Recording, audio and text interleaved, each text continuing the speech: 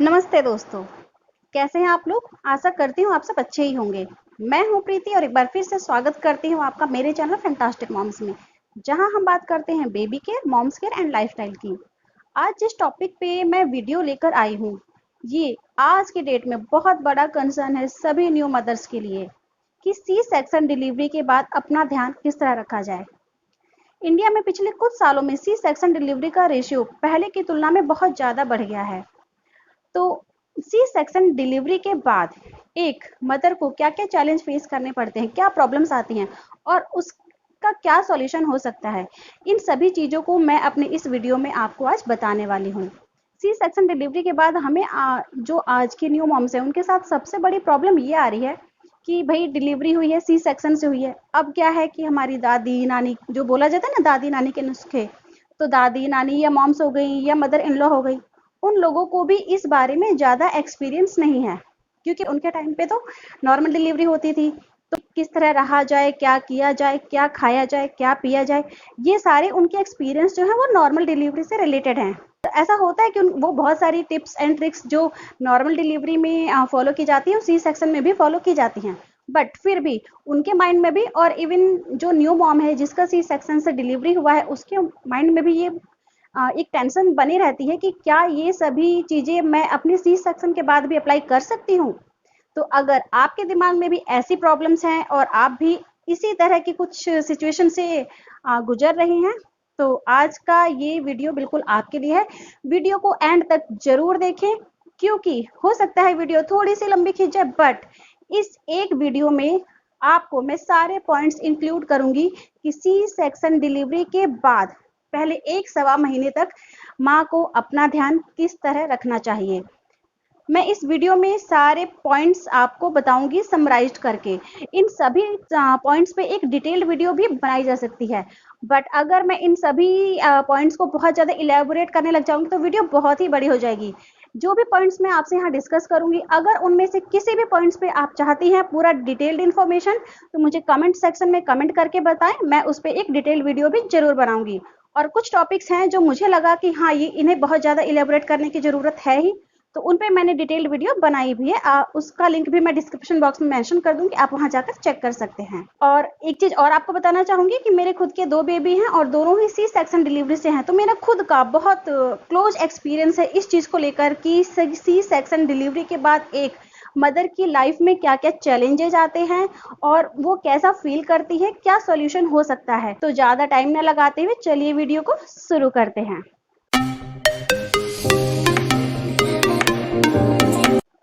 तो फ्रेंड्स, सी section delivery का मतलब है कि भाई ऑपरेशन से बेबी हुआ है, बड़े ऑपरेशन से। तो सी सेक्शन में सबसे पहला जो आपका होना चाहिए कि आपको अपने टाकों का, अपने स्टिचेस का पूरा ध्यान रखना है। हाँ, बाकी सब चीजें तो फिर भी एक पल के लिए सेकेंडरी हो सकती हैं, बट यहाँ पे टाकों का सूखना, उनका पूरा ध्यान रखना बहुत जरूरी है। तो ऐसा कुछ भी ना करें कि आपके स्टिचेज पक जाए या टाके खुल जाए। उसके लिए आपके डॉक्टर जो भी एडवाइस देते हैं, जो भी मेडिसिन देते हैं, जो भी आपको प्रिकॉशन बताते हैं, वो पूरा फॉलो करें, उसमें किसी भी तरह की लापरवाही ना बरते। तो पहला जो है पॉइंट आपको करना है कि अपने स्टिचेस का पूरा ध्यान दें। दूसरा जो आपको करना है और जो सभी लोग इग्नोर कर देते हैं, जिस पे कोई भी ध्यान देता ही नहीं है, बट बहुत इंपॉर्टेंट है, वो है कि एक मदर में पोस्टपार्टम डिप्रेशन की जो प्रॉब्लम होती है उससे कैसे डील करें। जी हाँ, इस बारे में तो नॉर्मली हमारे इंडियन कल्चर में कोई सोचता ही नहीं है। सबको लगता है कि भाई बेबी हुआ है, पूरा फोकस सबका बेबी पर होता है, न्यू बेबी पर। बट माँ के बारे में तो मतलब उसके साइकोलॉजिकल चैलेंजेस के बारे में कोई इतना सोचता नहीं है। बट ये एक बिग प्रॉब्लम होती है। जब एक मदर बेबी डिलीवर कर देती है तो उसके बॉडी में बहुत सारे हार्मोनल चेंजेज होते हैं, वो उसकी बॉडी का पूरा लुक चेंज हो चुका होता है। जब एक औरत प्रेग्नेंट होती है, उस टाइम उसका जो बॉडी का लुक होता है वो उसे बहुत अट्रैक्टिव लगता है। बेशक से उसका पूरा वेट गेन हो रहा होता है, पेट टमी पूरा बाहर निकल गया होता है, बट फिर भी वो बॉडी बहुत अट्रैक्टिव लगती है, बिकॉज हम अपने अंदर अपने बेबी को कैरी किए होते हैं।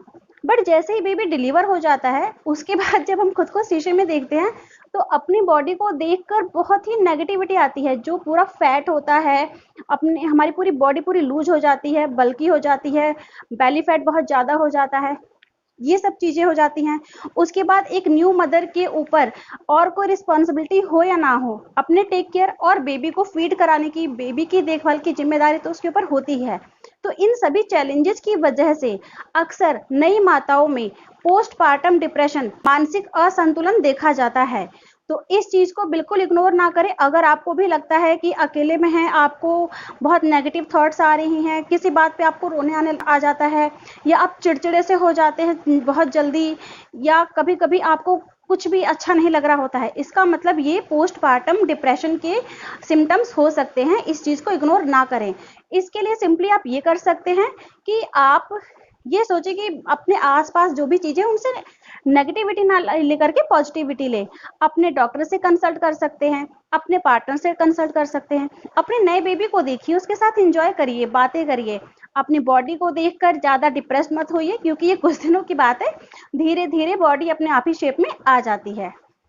तो दूसरा जो बहुत इंपॉर्टेंट है, पोस्टपार्टम डिप्रेशन को इग्नोर ना किया जाए और इससे डील किया जाए। थर्ड, जो आफ्टर सी सेक्शन डिलीवरी होता है, कि कई मदर्स ऐसा सोचती हैं कि मेरा सी सेक्शन हुआ है तो मैं बच्चे को ब्रेस्ट फीड नहीं करा पाऊंगी, तो मैं अभी ना कराऊं, कुछ टाइम बाद में कराऊंगी। I can understand. और कोई ऐसा ऑपरेशन नहीं होता जहाँ के ऑपरेशन के कुछ घंटों बाद ही आपके ऊपर एक नई रिस्पॉन्सिबिलिटी दे दी जाती है। बट सी सेक्शन डिलीवरी एक ऐसा ऑपरेशन है जहाँ पे आपने बेबी को डिलीवर किया है, उसके 4-5 घंटे बाद से ही आपको बेबी को हर 2 घंटे में फीड कराना ही है।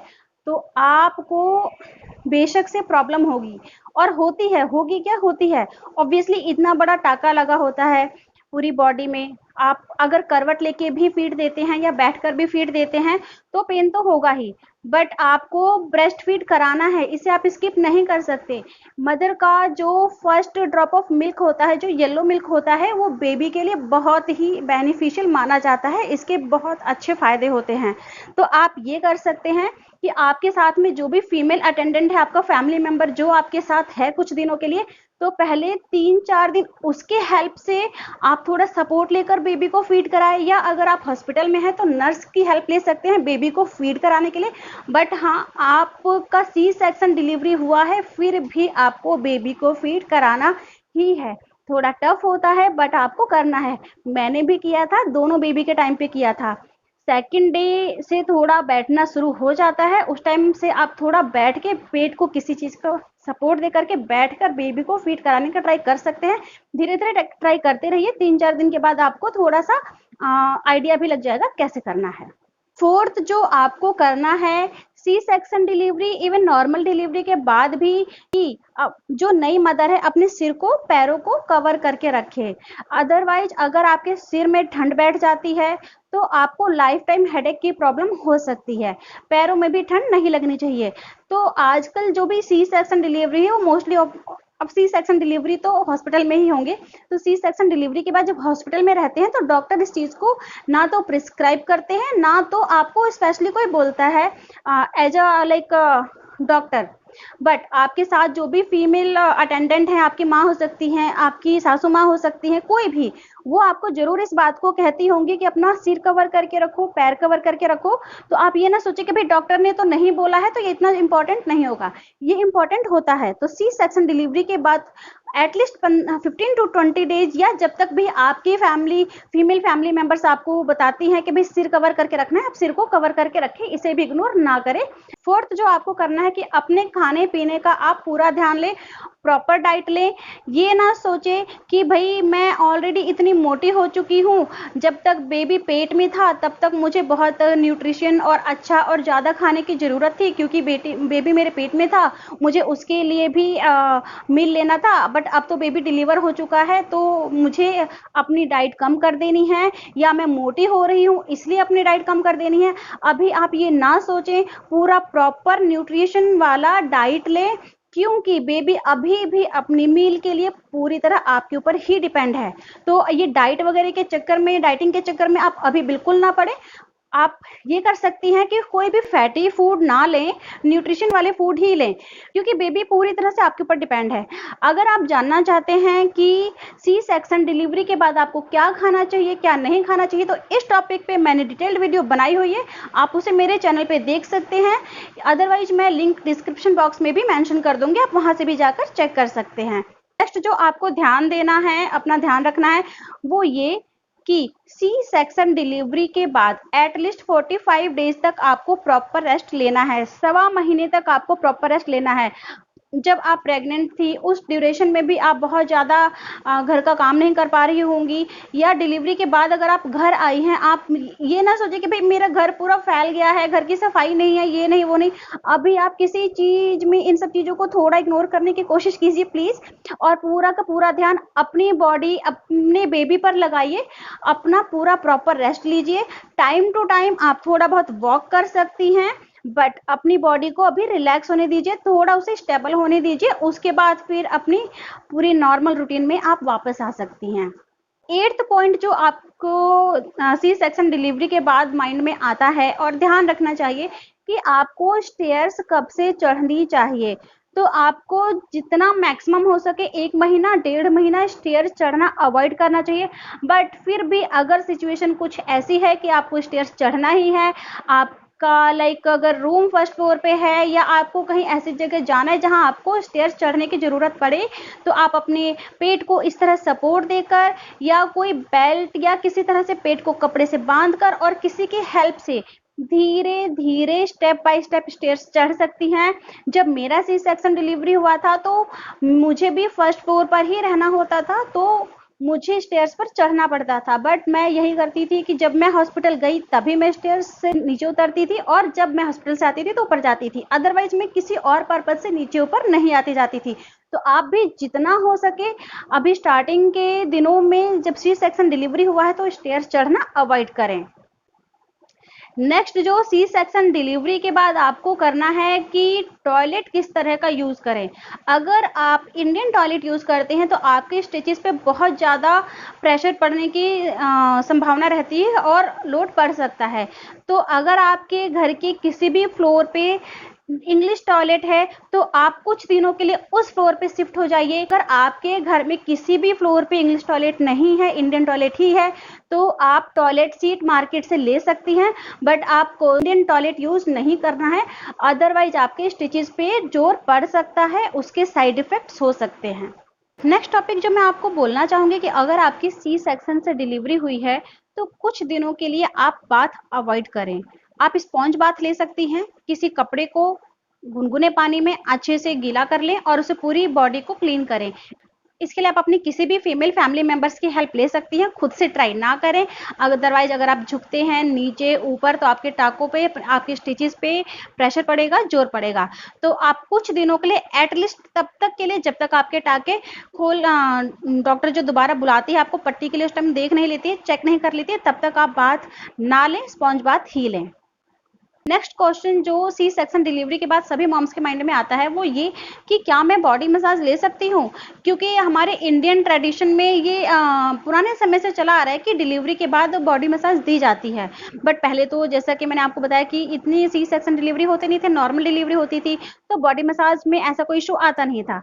बट सी सेक्शन डिलीवरी के बाद ऑब्वियस है कि टाकों पर जोर पड़ने की पॉसिबिलिटी रहती है। तो यहाँ पे मेरा जवाब है कि हाँ, आप बॉडी मसाज बिल्कुल लीजिए, इससे आपका जो बॉडी एक है उसमें आपको बेनिफिट मिलेगा।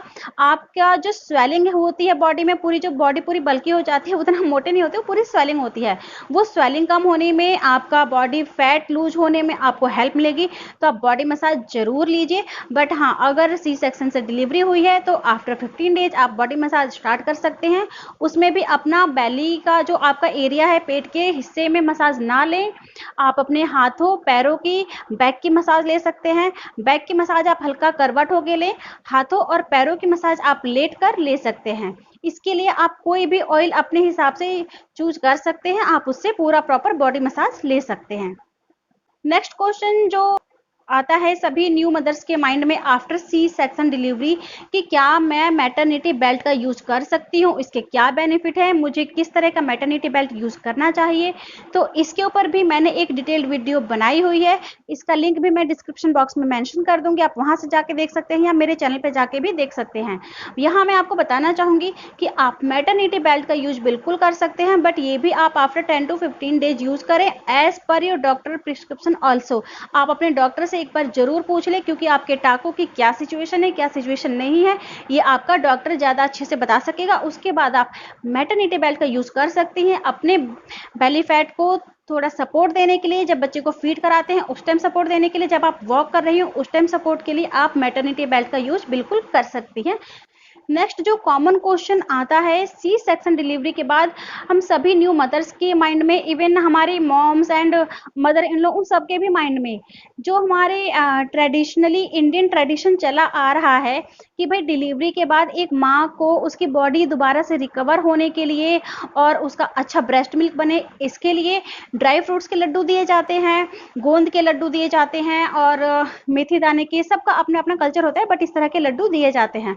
तो ये मेरे साथ भी हुआ था, मैं भी इस चीज को लेकर बहुत डाउट में थी, इवन मेरी मॉम को भी आइडिया नहीं था कि भाई दिया तो जाता है बट सी सेक्शन डिलीवरी के बाद दूं या नहीं दूं। मेरी मदर इन लॉ को भी इस चीज को लेकर बहुत कंफ्यूजन था।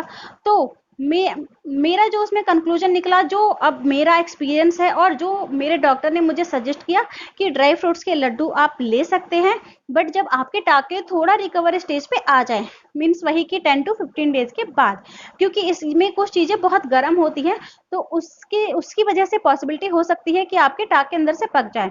तो आप 10 to 15 डेज के बाद गोंद के लड्डू या जो भी आपका ट्रेडिशनल लड्डू आपकी माँ या आपकी सासू माँ बोले आप वो ले सकती हैं, बिल्कुल ले सकती हैं। नेक्स्ट मैं आपको बोलना चाहूंगी कि अगर सी सेक्शन से डिलीवरी हुई है, इवन नॉर्मल डिलीवरी भी हुई है, तो आप अपनी सभी आयरन कैल्शियम की मेडिसिन कंटिन्यू करें। आपके डॉक्टर ने आपको ये जरूर प्रिस्क्राइब किया होगा और ये कंटिन्यू किया जाता है, क्योंकि अभी भी हमारी बॉडी को आयरन कैल्शियम की नीड होती है। तो आप इसको अभी भी इग्नोर ना करें। अपनी सभी मेडिसिन, अगर आपको स्टिचेस पे लगाने के लिए कोई दवा दी है डॉक्टर ने, या आपको कोई भी अदर मेडिसिन रिकमेंड की है, प्रिस्क्राइब करी है, तो आप अपनी मेडिसिन को टाइम टू टाइम लेते रहें। ये आपको जल्दी रिकवर होने में बहुत हेल्प करेंगे, इस चीज को आप बिल्कुल इग्नोर ना करें। अगला मैं आपको ये बोलना चाहूंगी कि अगर आपका सी सेक्शन से डिलीवरी हुआ है तो आप हैवी वेट बिल्कुल ना उठाएं। कोई भी आप झुक कर उठाने वाला कोई काम ना करें, ज्यादा ना झुके, हैवी वेट ना उठाएं। आप ये ना सोचिए कि आप हैवी वेट नहीं उठा सकते तो आप यहाँ पे सामान रखा है आप इसको ऐसे खिसका लें, तो आप ऐसा भी नहीं करें, उससे भी आपके स्टिचेस पे जोर पड़ता है। तो हैवी वेट अवॉइड करें उठाना, ज्यादा झुकना अवॉइड करें। नेक्स्ट पॉइंट मैं आपको बोलना चाहूंगी कि अगर आपका अभी अभी जस्ट सी सेक्शन डिलीवरी हुआ है तो आप जितना हो सके रेस्ट करें, ज्यादा से ज्यादा लेटें, ज्यादा देर तक बैठे नहीं, और उठने के लिए, बैठने के लिए, लेटने के लिए, चलने फिरने के लिए किसी का सपोर्ट लेकर धीरे धीरे उठे, बैठें और चलें। नेक्स्ट पॉइंट है कि अगर सी सेक्शन डिलीवरी हुई है तो मैं एक्सरसाइज कब से स्टार्ट कर सकती हूँ। तो इसका जवाब है कि 45 डेज के बाद आप घर में करने वाली छोटी छोटी एक्सरसाइज, ब्रीथिंग एक्सरसाइज, या जिससे आपके टाकों पर बहुत ज़्यादा जोर ना पड़े, आप उस तरह की लाइट एक्सरसाइज घर पे कर सकती हैं। अगर आपको कोई आउटडोर एक्सरसाइज करनी है, कोई हैवी एक्सरसाइज करनी है, तो आप वो 6 मंथ के बाद स्टार्ट कर सकती हैं। 6 मंथ तक आप अवॉइड करें।